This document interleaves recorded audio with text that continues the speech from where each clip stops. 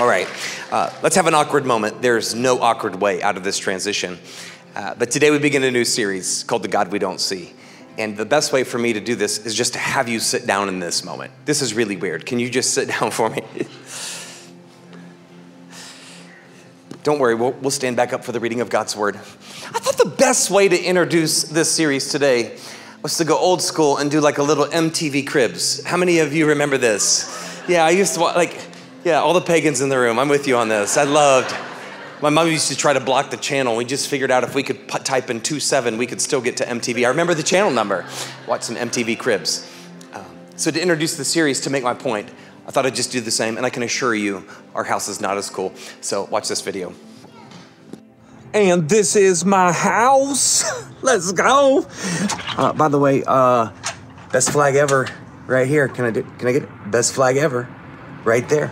The Ohio State Buckeyes. Oh, I don't want this to slam. But hey, here's what you would see if you came over to the Thompson household. Stepping into the first room, this is where all the serious conversations happen. When Janelle and I have something we want to talk about that's really important, heavy on our hearts, she'll sit over in this chair, I'll sit in this one, and we have really meaningful conversation. So if you ever want to know what's really going on in our house, you could just dip in and stick your nose in that front window right there.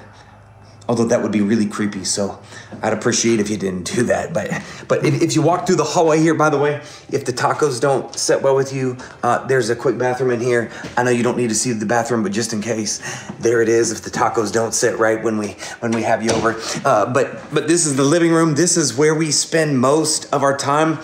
In fact, in the mornings, this chair right here next to the fire, I love that chair. That's where I read. That's where I get ready for the day. That's where I do all what I do. TV, doesn't really matter. I'm only awake for about 2 seconds of that anyway. But our family spends a lot of time in this room. In fact, over here is the comfy couch. And this is typically this corner right here. Man, on Sundays, after a long day of hanging out with you and having fun, I'm exhausted. That's where I like to take about a 10-minute nap on Sundays, right after I drink a cup of coffee, and then wake up ready to go. So great place to watch television, great place to take a nap, but we love that. So behind me is the living room. And then if I were to flip this around, let's see if I can do this. I can't do this, but I'm gonna do it anyway. This is the kitchen. This is where we spend a lot of time with guests. This is where we try to eat as many times as we possibly can. But this is the most important part, right? We talk about family fun night. Many of you are like, do you really spend Friday nights playing games? Look, see this right here? Those are the games that we like to play. They're still sitting out. Probably gonna play some this evening, hopefully.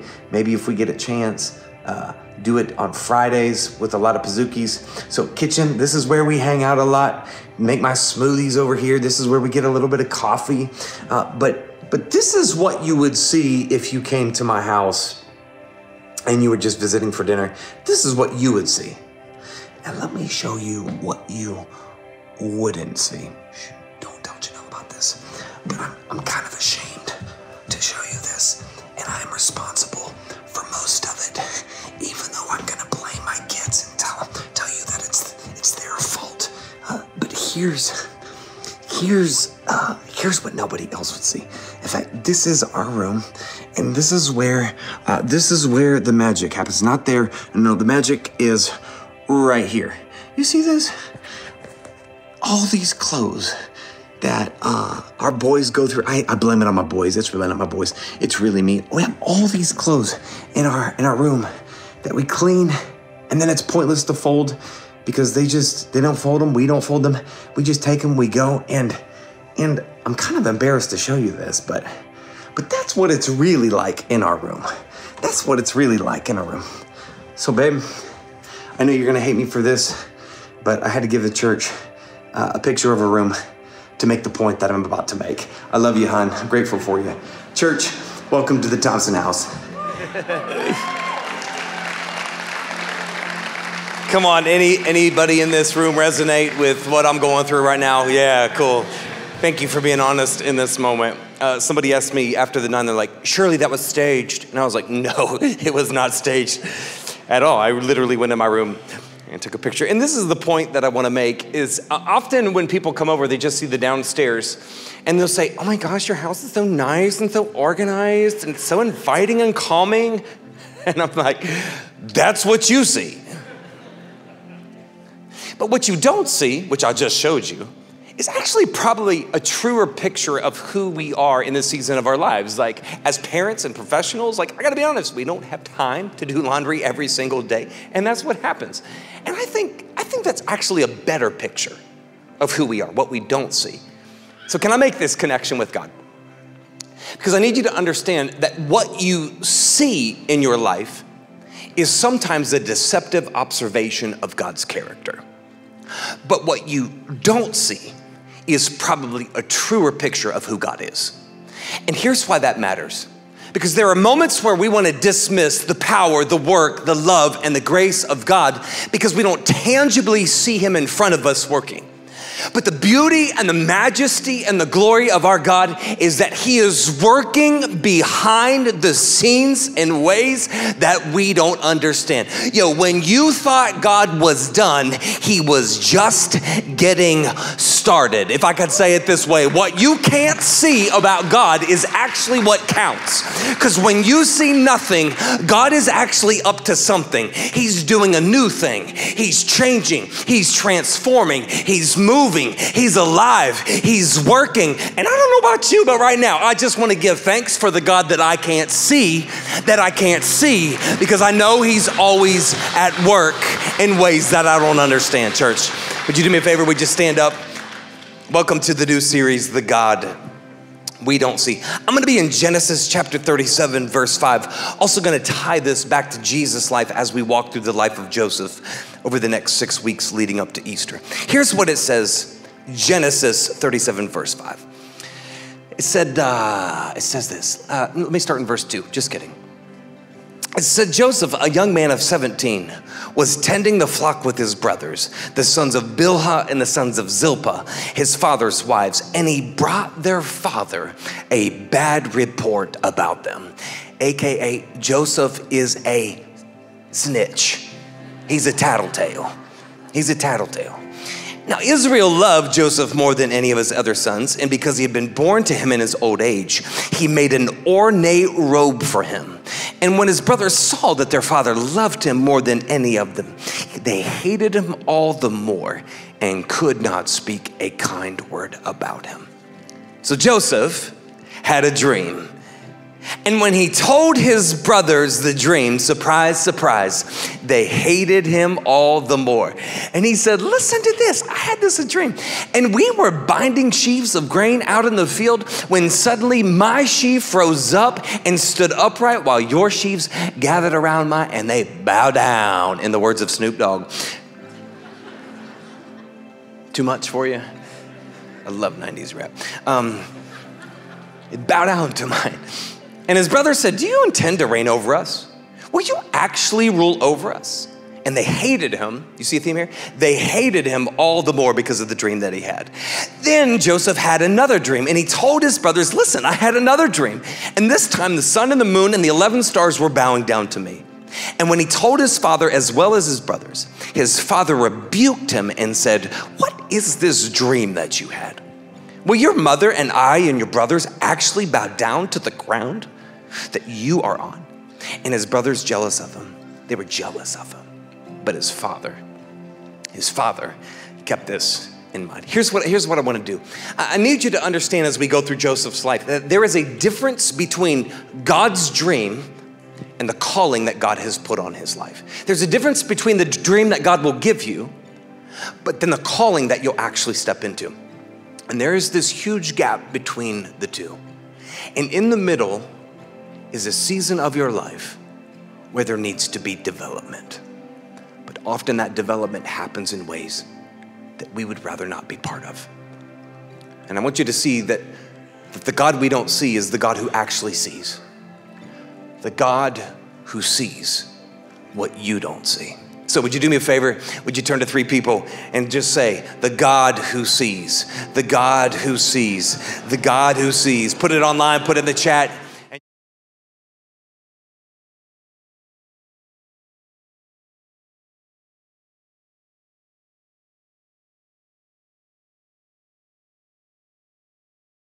Awkwardly quiet in the last couple of services that we've had here.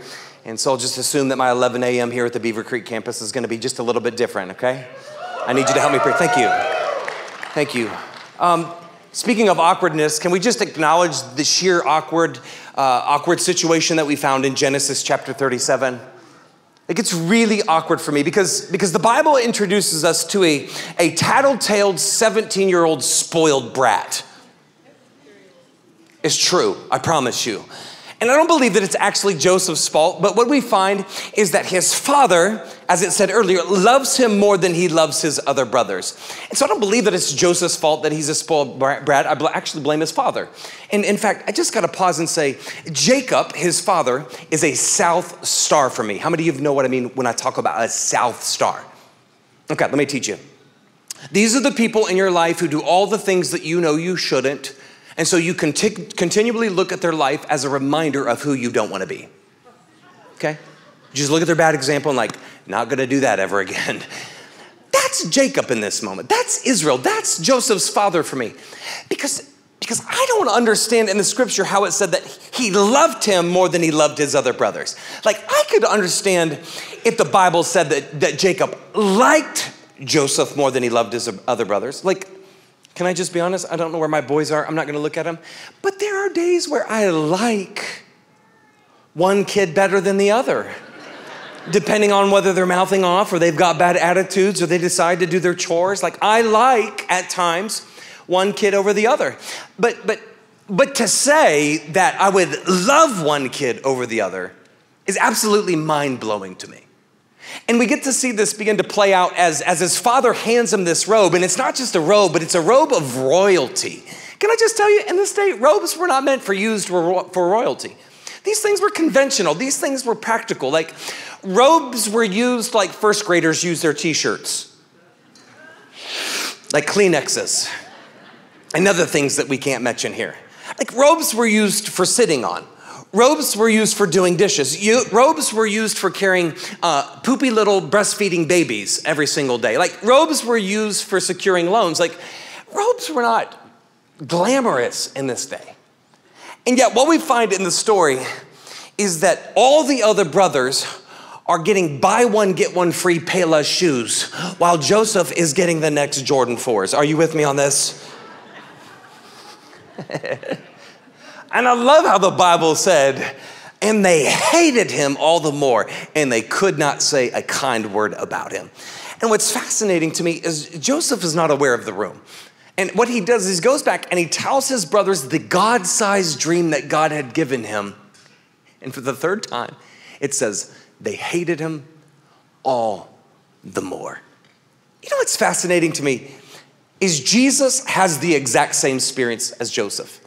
In fact, in Matthew chapter 3, verse 17, we find that Jesus is coming up out of the waters of baptism. And it says that a voice came down from heaven. And this was the voice of the Father who sent his Son. And he said, with you, I am well pleased. And with you, I love you because you are my son. I love this. This is my son who I love. Just like Jacob loved Joseph, God the Father loves his son, Jesus. He said, and I love you and I am pleased. But then you get into Matthew chapter 4, verse 1, and it says, immediately Jesus was led by the Spirit into the wilderness to be tempted by the devil. Are you making the connection between these two stories? Cool, let me make the connection. Joseph has a God-sized dream, and he is hated. Jesus is given a God-sized mission, and he is tempted and he is attacked by the devil.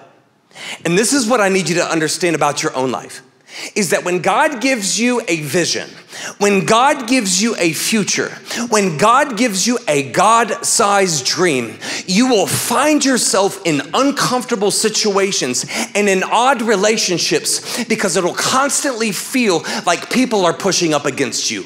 Instead of celebrating the dream that God gave you, people will hate you for the dream that God gave you. All right, let me prove my point because I don't think you believe me. How many people in this room believe that God has given them a God-sized dream and he's got great plans for your life? Just raise your hand. Wow. Half of you. Okay, keep those hands up. Don't put them down yet. Just raise them high, really high. This is good. If you're online, you do the same. Do you know what you don't know? Is that everybody else in the room who isn't raising their hand, they can't stand you right now.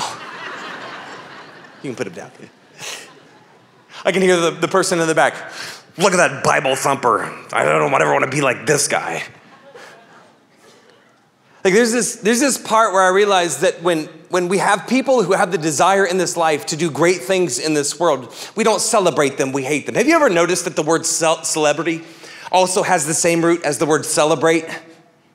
And yet at the same time, we have like paparazzi, we have TMZ, we have People Magazine, we have TikTok, who are constantly not trying to celebrate their lives, but they are constantly attacking, throwing shade, and hating their lives. Can we just, let me give this example. Can we talk about Taylor Swift for just a second? Wow, I can't tell if we're excited or this is a controversial conversation. Either way, it's gonna be fun. I just finished up on Netflix, Miss Americana. So good. This is really weird. Now, here's the thing that just spoke to me. Like, there is this moment where Taylor Swift is talking about how at the age of 19, she's standing on this platform and she is receiving an award for the best female vocalist video, 19. Some of you remember this moment. And she's standing here and everybody's celebrating her and she's giving her speech and some dude named Kanye gets up on the platform and said, sorry, Taylor, I know you're great, but Beyonce's better.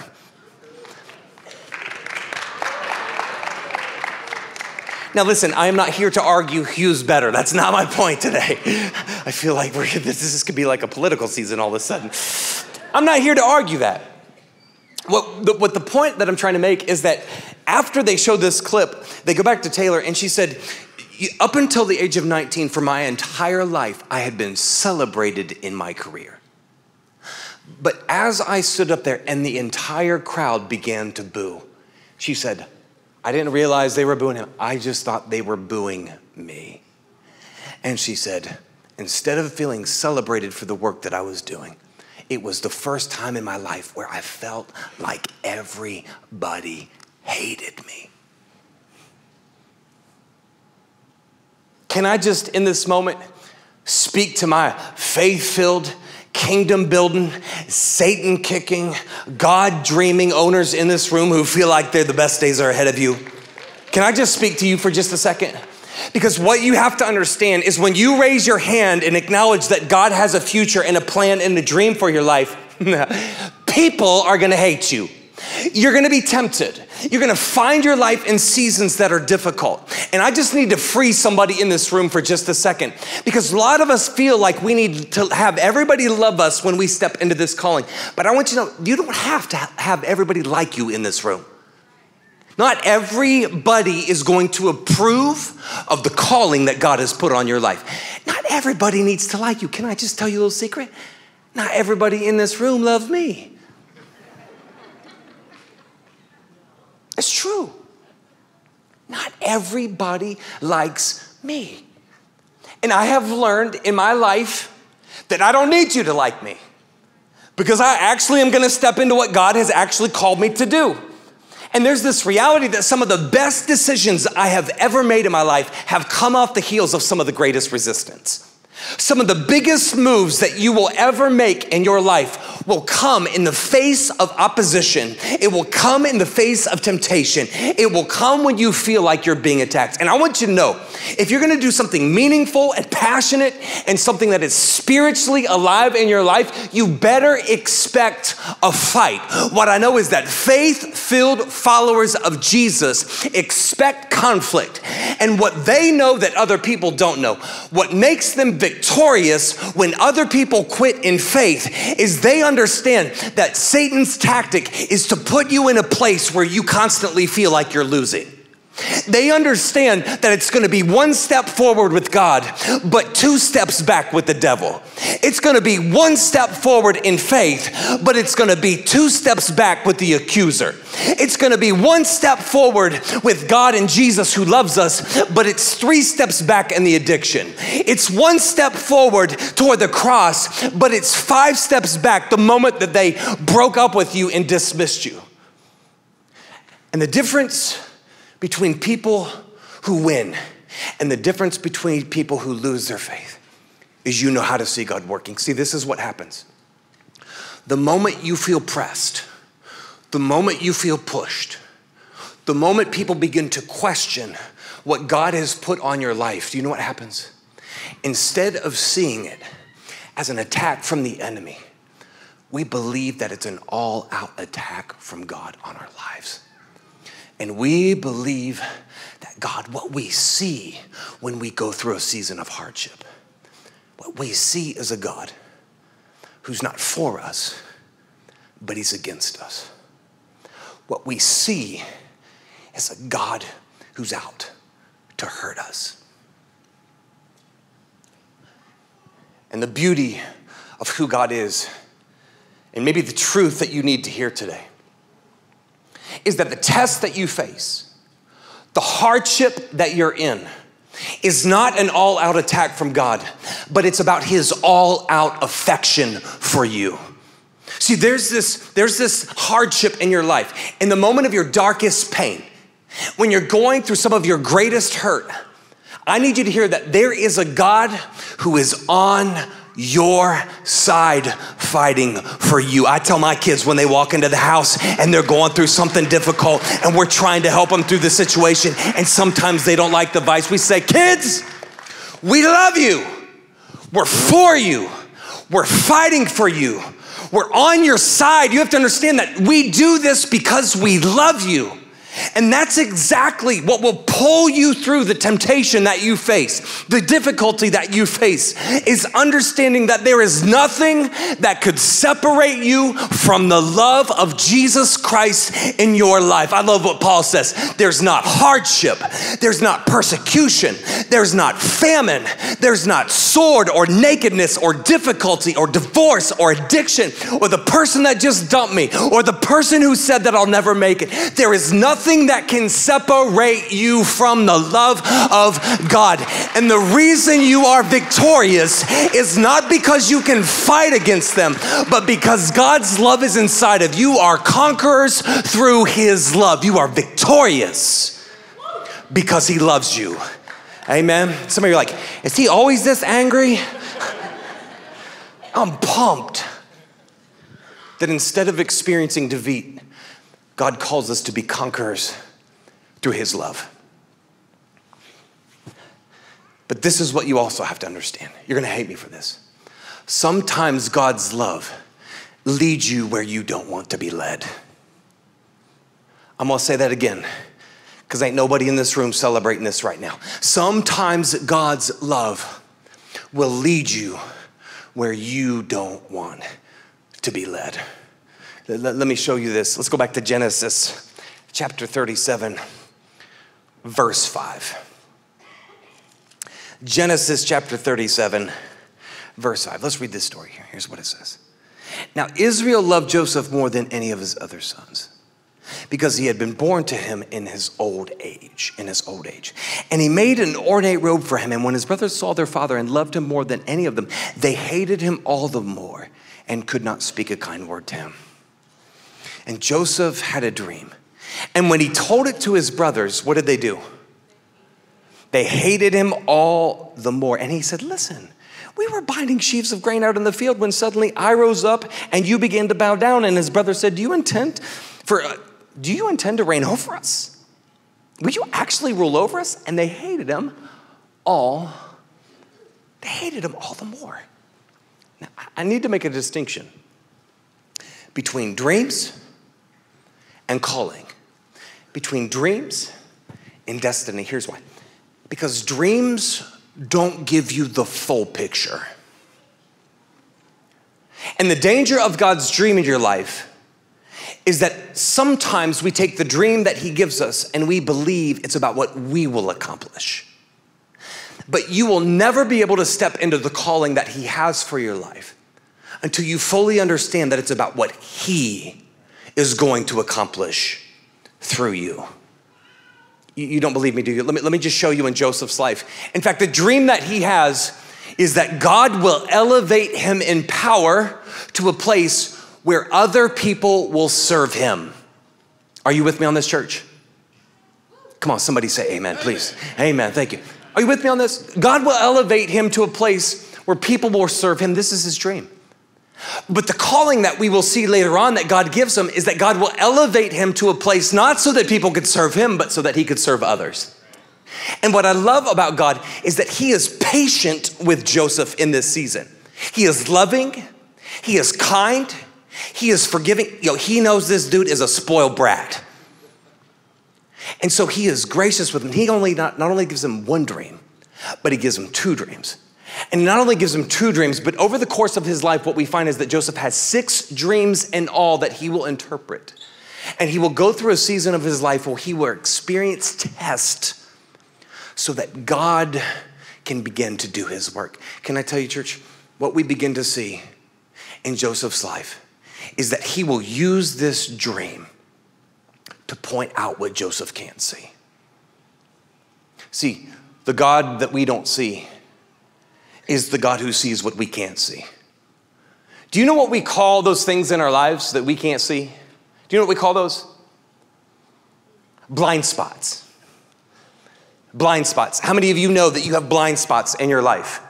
You got 3 honest people, my goodness gracious. Let me just say it this way. My dad, let me talk about my dad for just a second. My dad recently retired and now he is a driver instructor. I don't know why you would want to risk your life to teach students how to drive, but apparently that's his calling now, and I'm grateful for it. He was telling about this kid that he had the other day, and the kid had to drive. I don't know if it was on the highway, but they got to this place, and my dad asked the kid, he said, do you have your license? And he's like, yeah, I have a license. And my dad's like, well, I need to see it before we get in the car. And the kid's like, well, I actually don't have the card license.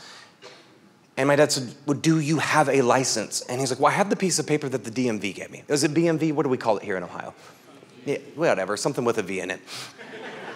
He said, I got the piece of paper. And my dad's like, I need to see that you are licensed to drive this vehicle. Could you please pull it out? And he was like, yeah, I actually forgot the piece of paper. It's at my house. And so my dad, who is a very patient human being, had to drive this kid 30 minutes back home. I'm just guessing, I don't know what the time was. Had to drive him back home. And so my dad, because he's a driver instructor, he's got to do everything perfect. Like my dad drives the speed limit. I do not, he does. And so he's following speed limits, he's looking at his mirrors, he's changing lanes, and it's fascinating. He said the kid looks over at him in this moment and says, excuse me, sir, I just have a quick question. It may be a dumb question, but every time that you change lanes, do you have to check your blind spot?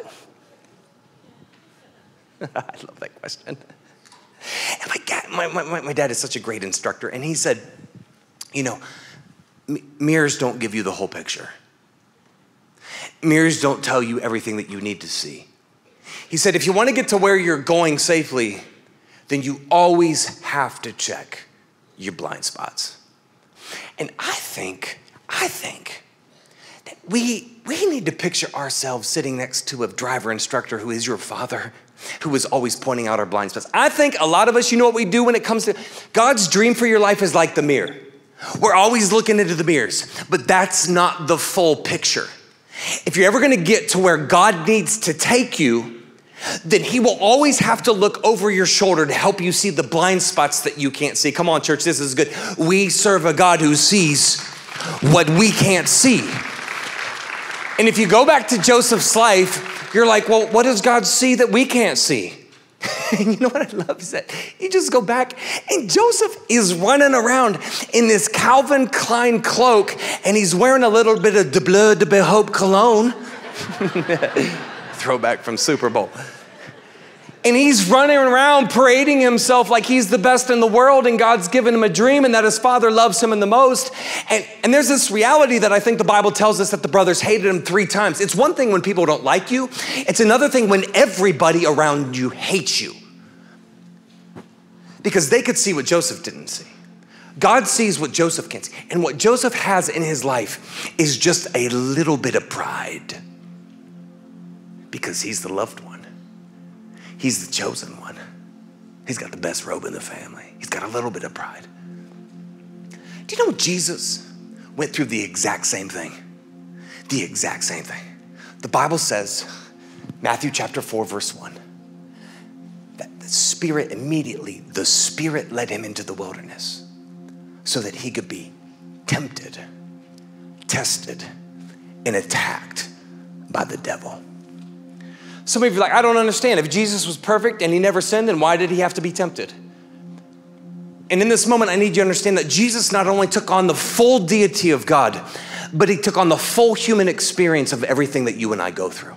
And this is why I love him. It's because God submits himself to our experience so that you would know that there's a God who resonates what you're going through. And God says to his son, I'm going to give you a kingdom that will have no end. But you got to go through the test. You got to go through the temptation. You're going to have to go through this moment where you feel attacked after 40 days of fasting. And do you know what the devil does? The devil takes Jesus all the way up to this mountain, and do you know what he shows him? He shows him all the kingdoms of the world. All the kingdoms. The calling on Jesus was to be king that had a kingdom that would last forever. And the devil shows him all the kingdoms. And it was as if his father was speaking to the blind spot of Jesus in his life, saying, no, if you want to be unlike any other king, if you want to have a kingdom that is unlike any other kingdom, then you have to let go of the desires to do it like every other king. But did you notice how he did it? God had to take him through the temptation. God had to take him through a moment of pain and a moment of weakness. God has to take you from the dream that he gives you to the calling that he has on you. He has to take you through seasons of hardship and difficulty and people doubting what God has put on your life so that he can build you. This is not because he wants to cause you pain, but this is really for your protection. That ultimately what God is doing is developing you in this season to be exactly who he needs you to be. Because there are some things in your life that you can't see. And it takes trial and hardship for God to begin to pull those out of our lives. If I could say it like this, God has to pull out of you so that he can put in you. Can we just talk about pride for just a second? Some of us have ego and pride in this room. And pride is just hidden insecurity. You ever met an insecure leader? We don't call them leaders, we call them tyrants. Oh, that was too much, wasn't it? But God understands that if you have pride on your life, then you won't know how to lead when it comes time. And so God has to pull out the pride so that he can put in the proper confidence. A confidence of humility, a healthy confidence in your life. Sometimes God is taking you through this season of testing so that he can pull out of you the comparison so that you will see that you are fully adequate. God will pull out of you this sense of self-sufficiency so that he can put in you this idea that you will be fully reliant upon him. God has to pull out of you the weakness of your life so that he can put in you the gifts and strengths that you will need for this next season. God's gonna pull out the ugly of your life so that he can put in all the good that he is inside of you. And I'm grateful that I have a Father in heaven who sees what I can't see in my life. I'm grateful we got a God who loves to call out our sin. I'm grateful that we have a Father who is our friend and gives us feedback in moments that we don't want to hear it. I'm grateful that I have a God who doesn't make me look like a fool when I'm acting like a fool. I love it that I have a God when I'm going through hard things and you're going through hard things. He knows that he's using these things for his good, and he's doing all this in a time that is hard and difficult and where you're weak and where you're vulnerable and it feels like you're losing people in your life to show you that you may have had the dream, but this is the opportunity for me to pull out of you what I need to put in you so that you can step into the calling only I can do what can be done through you. That's what God's doing. You are going through a season of development. And I need you to know that God does this, the test, the trial. God's love takes you where you don't want to be led. It's not just about your character, but God has to change the most vital part of your life. The vital part of your life. I'm going to go down to Ezekiel chapter 36, verse 25. Watch what it says. Notice the baptism language. He said, I will sprinkle clean water on you, and you will be clean. And I will cleanse you from all your impurities, all of your blind spots, and from all your idols. He said, I will give you a new heart. I got one person with me. Thank you. I appreciate that. I will give you a new heart and put a new spirit inside of you, and I will remove your heart of stone, and I will give you a heart of flesh. And I will put spirit in you, and you will move to follow my decrees and be careful to keep my laws. Now, in the Old Testament, I need you to know that keeping the laws allowed them to step into the calling that God had for their lives. That the world would know God's love because they were obedient to him. But here's what I need you to see. Is to do that, God had to give them a new heart. A new heart. And God can't give you your calling if he doesn't have your heart. If he doesn't have your heart. See, the heart is not just a vital organ that pumps blood through your body. But your heart is your life's work. You ever heard somebody say, I put my heart and soul into that? The question is your heart and soul in the work, or is your heart and soul in the one who gave you the calling? Can I just have a moment of confession as your pastor? I can assure you, some of you are gonna like me less in the room, and that's okay.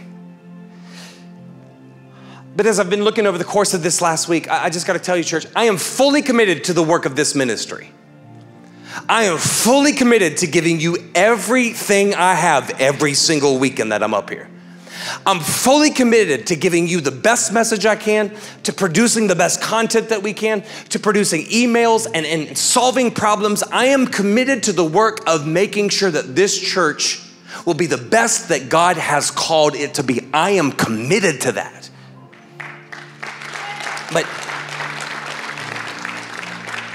But God has been speaking to me this week, and he said, here's the question, are you committed to the work? Or are you committed to me who gave you the calling? Are you more in love with the work, or are you more in love with me? And he said, I'm not sure that I have your heart. And as I began to look through this last week, can I just be honest, church? Last week I think I did okay. But this week I was like a 17-year-old spoiled brat. And every day that I got up, I look back, Monday, Tuesday, Wednesday, every day I got up, the first thing I did, open my computer, get to work, hit the ground running, making phone calls, dealing with issues, talking with people. Like every single morning, first thing I did, getting to work. And God just began to speak to me, and he said, Brad, your work won't work if I don't have your heart. Some of you need to hear that today. I'm gonna speak to you now. Moment of confession is over for me. Your work won't work if God doesn't have your heart. Your work in Celebrate Recovery won't lead to sobriety if God doesn't have all of your heart. Your work in your marriage won't work if God doesn't have all of you. Your work in your relationship as you're dating them won't work if God doesn't have all of your desires. Your work in becoming financially healthy won't work if God doesn't have a heart that is generous. Your work in the mental health crisis that you face won't work unless God has all of your thoughts. Everything that you're doing won't work unless God has your heart. Your work won't work unless God has your heart. And the question I have to ask you, and only you can answer this, is does God have your heart? Because if he doesn't have your heart, you'll never be ready for the God-sized dream and calling he has put on your life. Only you can answer that. So church, would you stand with me?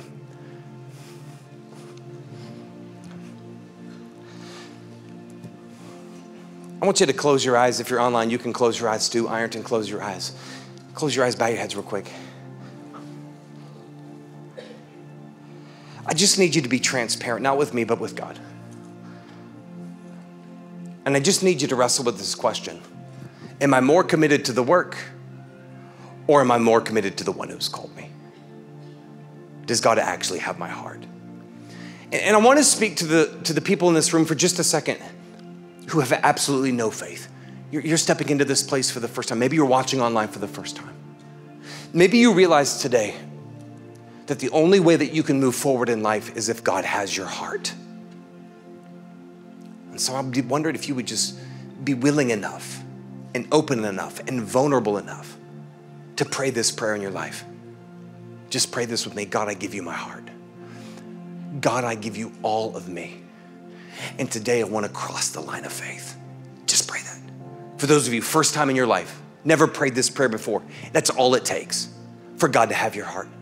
God, I give you my heart. I give you all of me. And today I cross the line of faith. Can you do me a favor if you're online and if you're in this room and if you're in Ironton? In that moment, if you just prayed that prayer, would you be willing in a bold faith to raise your hand and just acknowledge today I prayed for the first time in my life that I'm giving my life to God. I'm giving him my heart. Thank you for those hands. You can put them down. Now let me speak to the rest of us. What about the rest of you? How many of you in this moment know that God doesn't have your heart? You've been following Jesus your entire life, but you know that you're misaligned and you're sideways. How many of you right now would just raise your hand and say, I know I need to give God my heart. My work's not working because he doesn't have my heart. How many of you would just raise your hand and say, that's me. Today I want to do that. I want to give God my heart. It's that simple. God, today I give you everything. I give you all of my heart. And from there, you can experience the calling that he is taking you to. Church, can we celebrate all those? You can put your heads up, celebrate all those who are stepping into the kingdom of God today. For those who raise their hands in honesty, I just want to acknowledge that we're getting ready to witness the lives of people who have given their hearts to Jesus. And this is not the end of their faith, but this is the beginning of their faith. That as they step into this water, they are expressing that there is a God who not only loves them, but then calls them to the new thing. They're going to continue to move forward.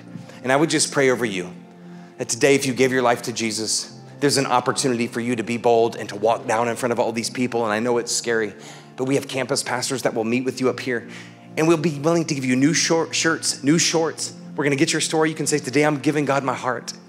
I would love for you to make that decision as we begin to sing this song. And I need to tell you, as we end this time together, this is the most important part of what God's about to do, because we are watching people experience the hope of Jesus. Amen, church.